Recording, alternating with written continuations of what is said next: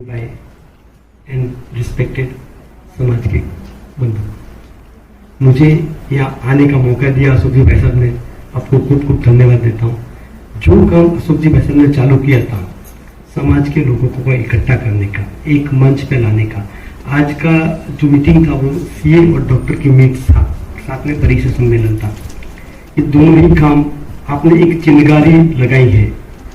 भले आज की संख्या कम हो, लेकिन ये जो आज की मीटिंग है और आज में जो चर्चा की वो पूरे देश में फैलेगा और हम और उसको आगे ले जा सकते हैं। तकनीकी विकास समिति जो आप काम कर रहे हैं, बहुत सारी इंफॉर्मेशन अवेलेबल है। आपने 1900 सीए का डेटा इकट्ठा किया, डॉक्टर्स को डेटा इकट्ठा किया। अब ये जो 1900 सीए और डॉक्टर्स है वो समाज के लिए क्या काम कर सकते हैं, समाज के क्या काम आ सकते हैं, समाज के लोग उनको कैसे जाने, वो जानकारी कहाँ उपलब्ध है। जो भी भाई ने बोला था कि वो डॉक्टरों की जानकारी, कौन सी सिटी में कौन डॉक्टर है या कौन सी है, वो किसके लिए काम आ सकते हैं, तो जानकारी उपलब्ध कराने के लिए अशोक जी भाई साहब आपको मैं खूब खूब धन्यवाद देता हूँ। मेरा परिचय दूं तो मेरा नाम पुरुषोत्तम खंडेलवाल है। मैं राजस्थान के एक छोटे से गाँव से हूँ जहाँ पे आबादी करीब 7-8 हजार थी। मैं 9th-10th ऑलवेज गांव से 7-8 किलोमीटर पैदल चल के स्कूल जाता था। सिरोही के पास एक गांव है बसंतगढ़ करके, एक छोटा सा गांव है। मेरे पिताजी के किराने की दुकान थी।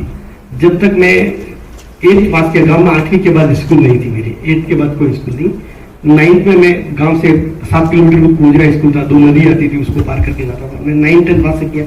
10th मैंने शुरू से किया जब डॉक्टर साहब के परिचय में मैं आया, डॉक्टर ऋषि खंडेलवाल साहब, जो हमारे समाज के लिए बहुत ही उत्तम योगदान दिया है, छात्रावास बनवाया, बहुत काफी कुछ काम किया। अभी तो मेरे क्लाइंट भी है, लेकिन बहुत अच्छा काम किया है।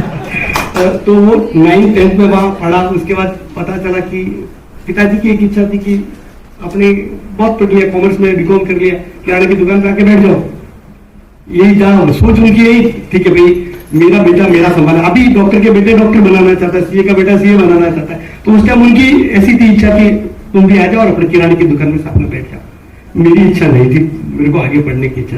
तो मैंने ढूंढ निकाला, जब गूगल नहीं था, जानकारी उपलब्ध नहीं थी, तो मैंने पता कि कॉमर्स कर लिया तो सबसे अच्छी डिग्री कौन सी होती है जो कॉमर्स में कर सकते हैं। बोले सीए, तो मैंने सीए चॉइस किया। मेरे को एक दोस्त शुरू पढ़ता था, वो सूरत ले गया, अहमदाबाद ले गया, वहीं मैंने मेरी पढ़ाई चालू की। वहीं से सीए पास किया, मैंने लॉ किया, सीए किया वहीं से। वहीं के बाद में मैंने राजनीतिक करियर चालू किया। मैं अहमदाबाद ब्रांच का पहला चुनाव 2007 में लड़ा, 2015 में मैं वेस्टर्न इंडिया का लड़ा और लास्ट 21 में ऑल इंडिया ICI का चुनाव लड़ा। सब में इलेक्शन जीत के आया मैं। और अभी जो इंस्टीट्यूट ऑफ चार्टर्ड अकाउंटेंट है उसके बारे में थोड़ी बता दूंगा कि डॉक्टर साहब बहुत बैठे हैं तो उनका साथ विषय नहीं है।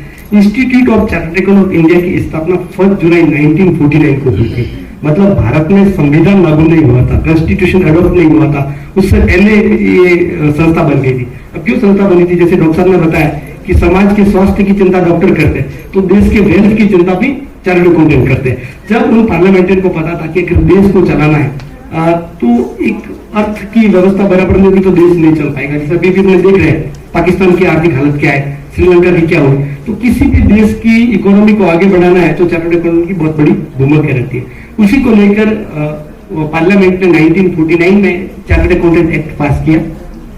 उसमें हमको 3 काम दिए गए। वो एक काम था advice to central government for direct tax, indirect tax, company law, corporate. Bharat सरकार को समय समय पर कर की सलाह देना। पहले बजट बनता था, अब सलाह लेते, इनकम टैक्स में भी सलाह लेते थे। सब धीरे धीरे उनके पास भी ब्यूरोक्रेट्स आ गए, लेकिन इनिशियल स्टेज पे जो कुछ भी बनता था वो चार्टर्ड अकाउंटेंट की सलाह से बनता था। सीए का एग्जाम देना और डिग्री देना। और तीसरा इंपॉर्टेंट काम था भारत में अकाउंटिंग प्रोफेशन को रेगुलेट करना।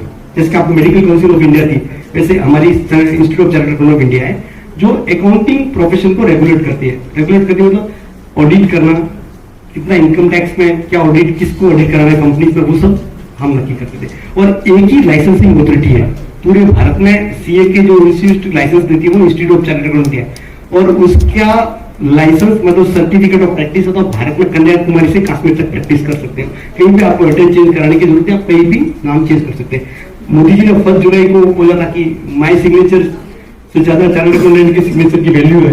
The CA of signature carry more power than the signature of prime minister of recent. ऐसा उनका I am got opportunity to share 3 times डार विद नरेंद्र मोदी जी। 3 बार मैं नरेंद्र मोदी जी का पहले भी शेयर कर चुका हूँ। उनकी ऐसी भावना है कि चार्टर्ड अकाउंटेंट की भूमिका एक डॉक्टर से जरा भी कम नहीं है। जब एक डॉक्टर किसी का ऑपरेशन करते हुए किसी का हाथ काट भी देता है, उंगली काट भी देता है, तो भी उनको धन्यवाद देते हैं, आपने मेरी जिंदगी को बचा लिया। उनके वर्ड से, उनके इंप्लीमेंट को, आपने हमारे जीवन को बचा लिया। कभी ऐसा नहीं बोलता कि आपने हमारा पद पकड़ा, लेकिन जब हम चार्टर्ड अकाउंटेंट किसी को बोलते हैं भाई ये काम गलत है, ये नहीं करना, तो ऐसा प्रैक्टिकल होना पड़ेगा, हम तो आपको बदलना पड़ेगा।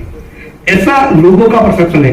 देश में अगर देश की तरक्की चाहते हो, अपनी तरक्की चाहते हो, तो देश के लिए भी आपको योगदान 80,000 है, और उनमें से भी 1,20,000 ही प्रैक्टिस करते हैं, बाकी लोग जॉब में है। तो भारत की जो 5 ट्रिलियन इकोनॉमी है, उसमें कहाँ है लोग बोलते अपॉर्चुनिटी, किधर चार्टर्ड अकाउंटेंट है?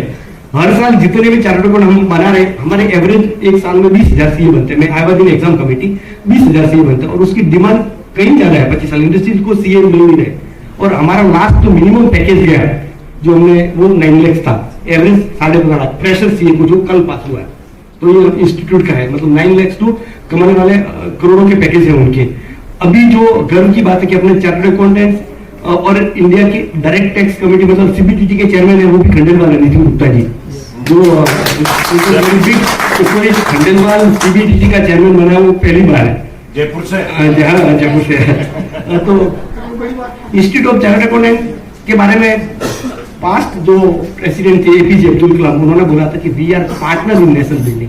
हम चार्टर्ड अकाउंटेंट देश के निर्माण में भूमिका निभाते। कैसे? हम हमेशा चाहते कि हमारा क्लाइंट ग्रो, तब जाके हम ग्रो होंगे। हम ऐसा कभी नहीं चाहते कि वो लिटिगेशन में जाए और कमाए। हम एक चार्टर्ड अकाउंटेंट एक व्यवसायी को इंडस्ट्रीज कैसे बना सकते हैं। आप एक प्रैक्टिस करते हैं, लेकिन आपको कॉर्पोरेट हॉस्पिटल में कैसे प्रैक्टिस कर सकते हैं, फंडिंग कहां से ला सकते हैं, कैसे उसको इंप्लीमेंट कर सकते हैं, क्या देश की रूल रेगुलेशन है। फॉरेन से कोई कंपनी इंडिया में आ रही है, तो उसको इंडिया में बिजनेस करना है, तो कोई भी लॉ इतना नहीं पड़ता, कोई भी व्यापारी जिसको इनकम टैक्स, जीएसटी, ऑडिट कोई पढ़ना नहीं है। हम जो बोलते हैं उनको समझाते हैं कि भाई आपको भारत में प्रैक्टिस करनी है, भारत में काम करना है, तो देश के लेजिस्लेटिव टैक्स भरना पड़ेगा, इन नियमों का पालन करना पड़ेगा। इनकम टैक्स है, जीएसटी है, आरओसी है, सब कॉम्प्लाइंस। तो हम सब उनका पेन हम लेते हैं। सर, हम मुसीबत से पास होते हैं, हमारा एवरेज रिजल्ट का रेट 10% है। तो सुन, सबकी मुसीबत लेने की हमारी आदत पड़ी हुई है क्लाइंट्स की। तो क्लाइंट्स बोले शांति से हो जाए, लेकिन हम उनकी हमेशा टेंशन लेते हैं। ये इंस्टीट्यूट के बारे में था। मैं जो सीए अभी भी हुआ इंस्टीट्यूट था, उनके लिए भी बहुत व्यवस्था की। कंप्लीट जॉब पोर्टल है।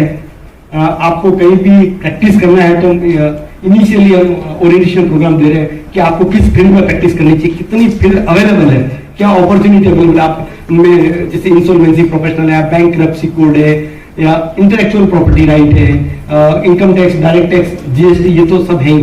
तो बहुत सारी उपलब्धि है। अब मैं बात करूं तो आज का जो पर्टिकुलर है परिचय सम्मेलन, तो परिचय सम्मेलन की भी अपने आप में बहुत महत्व है। हर पेरेंट चाहता है कि उनके बेटी के लिए परफेक्ट मैच मिले उनको। ये हमारी जनरेशन डॉक्टर साहब वो 2 लोगों से डरती है। हम हमारे पेरेंट्स से भी डरते थे, बच्चों से भी डर रहे। ये एक्सेप्ट करें या ना करें, हम उन बच्चों को समझा पा रहे हैं